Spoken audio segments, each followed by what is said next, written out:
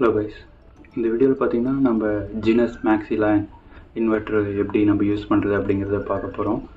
So இதனோட use கேஸ்லாம் பார்த்தீங்கன்னா நம்ம ப்ரீவியஸ் வீடியோவில் எக்ஸ்பிளைன் பண்ணி, ஸோ அதை பார்க்காதவங்க அந்த வீடியோ பாருங்கள். ஸோ நம்ம இதை அன்பாக்ஸ் பண்ணோன்னே இந்த யூனிட் தான் இருக்கும். இது கூட பார்த்தீங்கன்னா ஒரு யூசர் மேனுவல் ப்ளஸ் 2 ஃபியூஸ் கொடுத்துருப்பாங்க. ஸோ இதில் பார்த்தீங்கன்னா நீங்கள் ப்ளக்இன் பண்ணோன்னே பின்னாடி ட்ரிப்பர் இருக்கும். ஸோ இது வெயிட்டாக இருக்கனால என்னால் இப்போ திருப்ப முடியாது.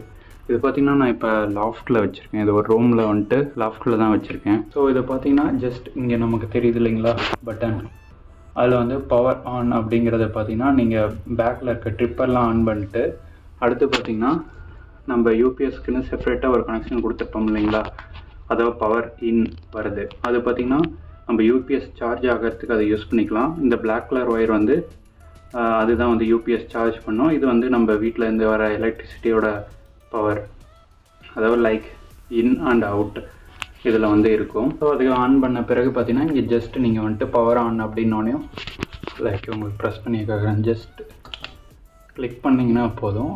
இப்போ பார்த்தீங்கன்னா இங்கே ஆஃப் ஆகிருக்கு, அதாவது மெயின்ஸ் மட்டும் எனேபிளில் இருக்குது.